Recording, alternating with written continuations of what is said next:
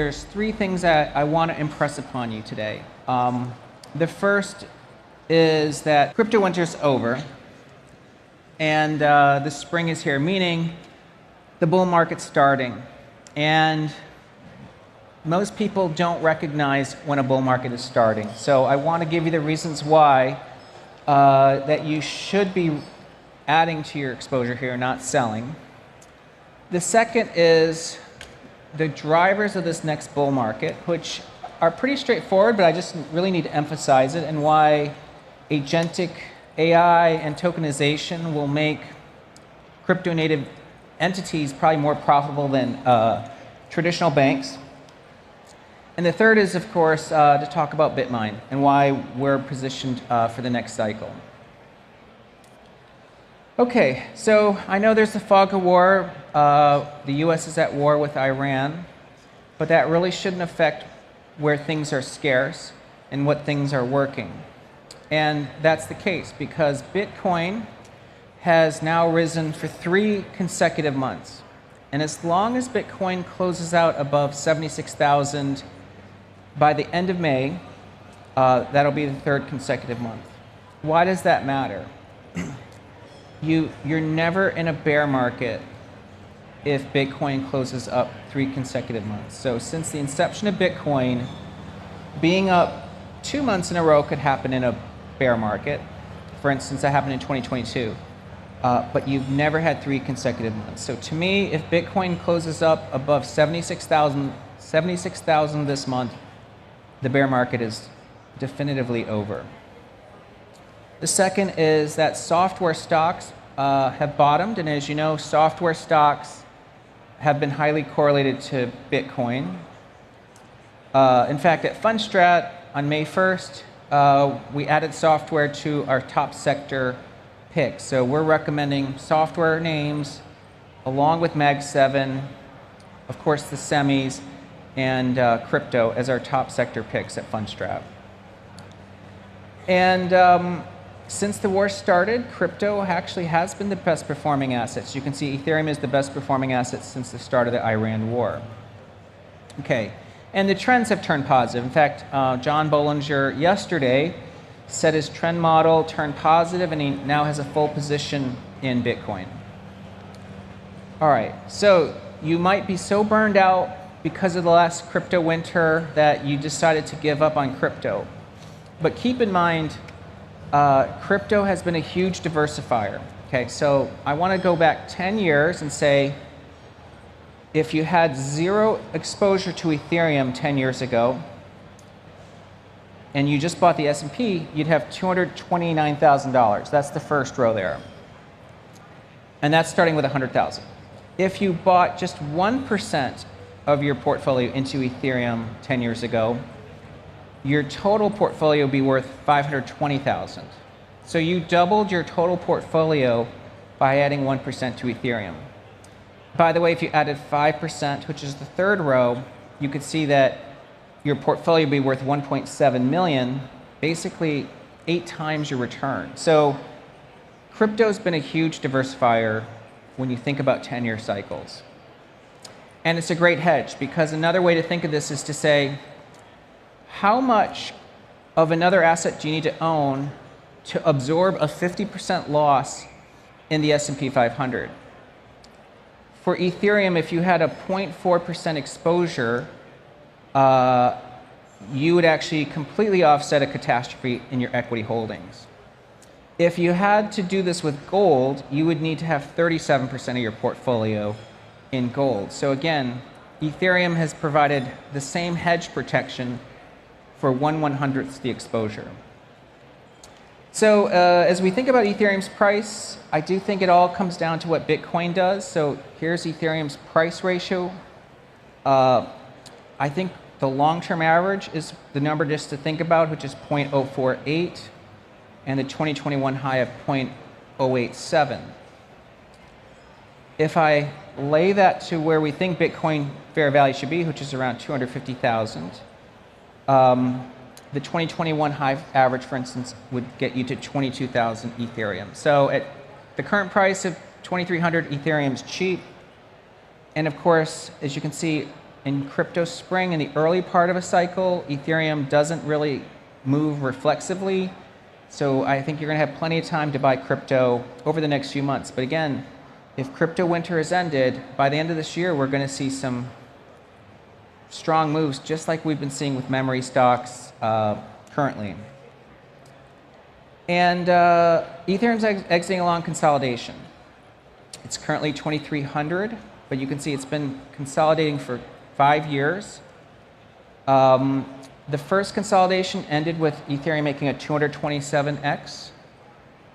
The second consolidation that happened in Ethereum ended with a 54x. So I think this third consolidation is going to be pulled up because of tokenization and agentic AI. And maybe Ethereum's at 25x from here.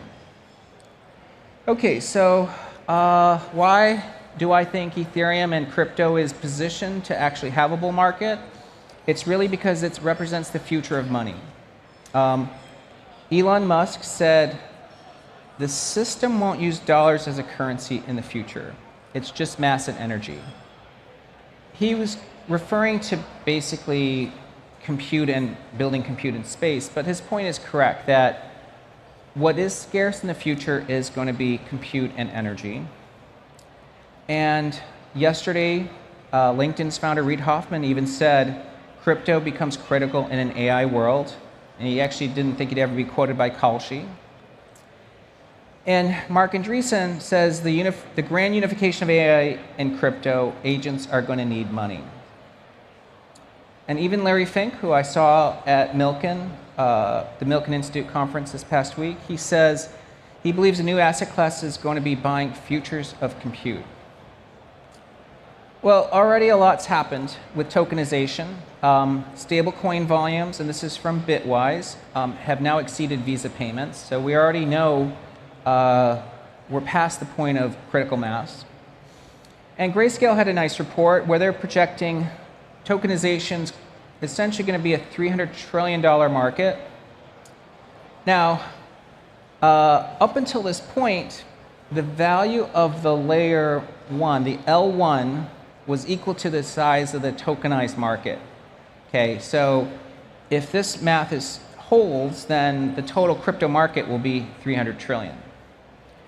I'm not sure if that ratio will hold, but of course the argument still is true that networks that host a large share of tokenized activity, and this is from Grayscale, is going to capture the economic value. So if the total market's 300 trillion and crypto's a $2 trillion market today, I think crypto network value is going to be clearly above 2 trillion.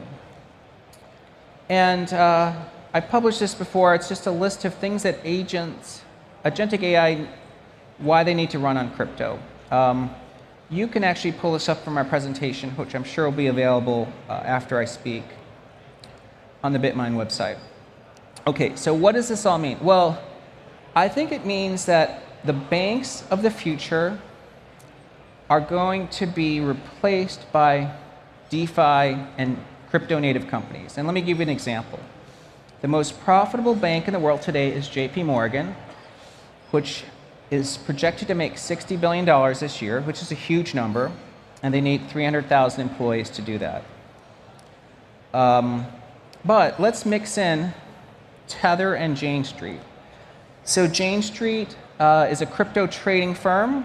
Okay, they move money just like banks move money, but they're specialized in moving money very quickly using computerized system. Well, they made $40 billion last year, which is almost as much money as JP Morgan, but with only 3,000 employees, okay? So in other words, like, they're much better returning profit per employee or return on invested capital.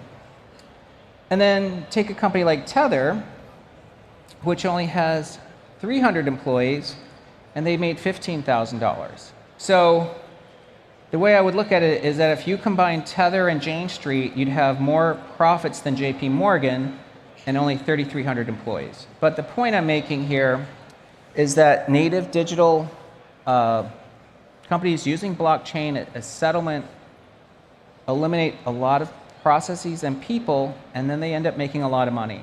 So in 10 years, my guess is half of all the largest financial institutions in the world will be native digital. It's not a stretch. The reason it's not a stretch is take every industry. I mean, imagine like when the internet came and someone said, here are the biggest newspaper companies. In 10 years, these will still be the same, the legacy. It obviously wasn't. They were all replaced. If you took media, the same thing. All these media companies in a digital world lost market share to companies like Netflix. And of course, I saw this in telecom, which is where I spent most of my career, where the wireless companies became the most important businesses, much bigger than the legacy telecom systems. So in the final minutes, because I wanted to get through this quickly, I wanted to talk to you about why Bitmine is probably one of the best positioned companies if the crypto winter is ending and crypto spring is underway. Okay. So here's the reasons. We've done a lot of things during this crypto winter, and in chronological order, we made an investment into an AI company called ACO. We launched our staking business called Maven. We are now the largest single staking operation in the world. We actually have several $1 billion of other people's crypto staked. We put $200 million into MrBeast, which positions us to make sure that future content creators, as they build on the blockchain, hopefully settle on Ethereum. And we have more than 4% of the supply of Ethereum. When we started the company in June of last year, our goal was to get to 5% of the Ethereum supply. Now, it was somewhat aspirational when we did that, so we thought it could take 5 years. But as you can see, we've been able to actually do this at a very quick pace. We crossed 1% on August 13th, 2% in September of last year, 3% in November, and we crossed 4% in early April. But I do think we're going to slow down our pace of buying. I'm not sure we want to get to 5% too quickly. If we continue at our current buying pace of 100,000 ETH a week, we're going to be there in 6 weeks. So I think we're deciding perhaps we want to accumulate at a somewhat slower pace because there's other things to be doing in crypto right now.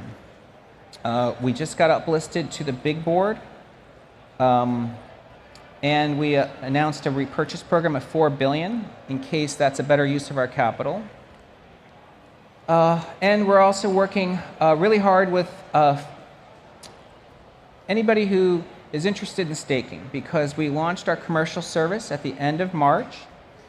We're currently staking $14 billion of Ethereum of crypto, so it's more than our current holdings of Ethereum. We've staked about 85% of our own Ethereum, but we have other people's crypto, including Solana and Canton. And we hope to increase that. From our own staking, our own holdings of Ethereum, we have annualized staking revenue of over $300 million now. So it's about $1 million a day. And when you factor in our cash, which currently is around $700 million,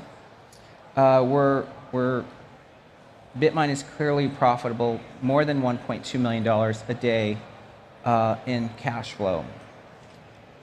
And we made an investment in a company called 8Co, ticker ORBS.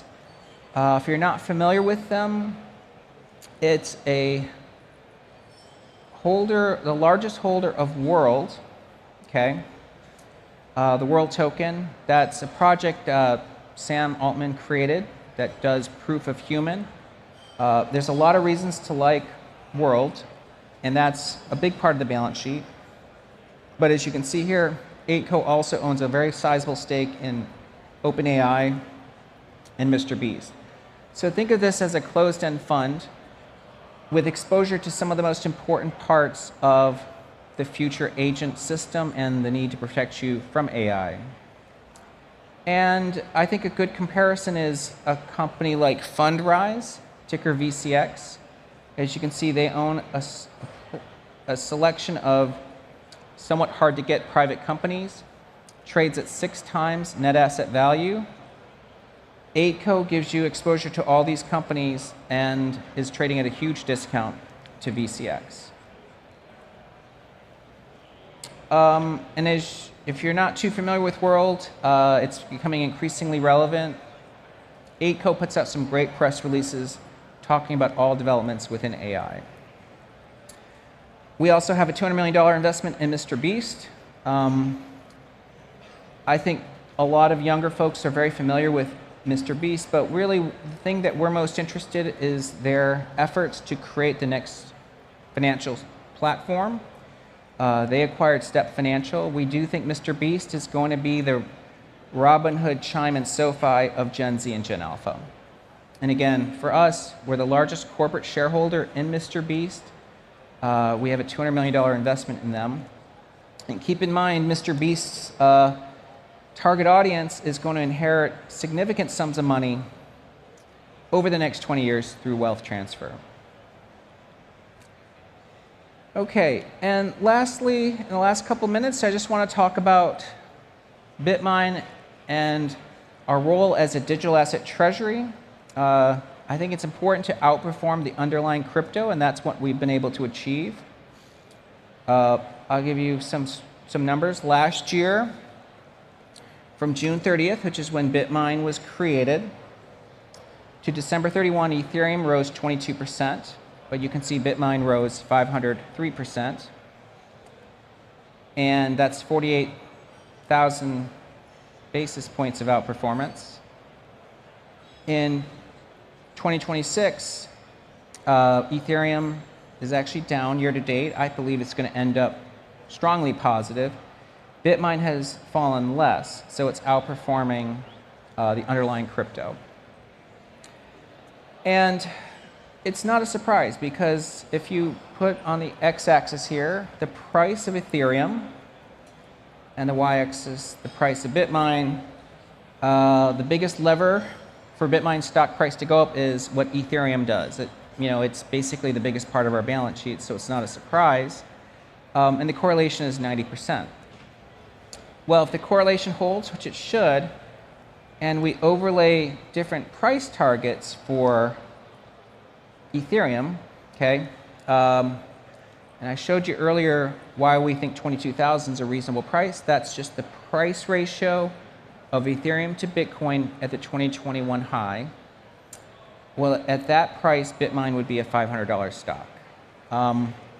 If you believe in tokenization and agentic AI systems, and therefore you get excited about Ethereum, which is, a scarce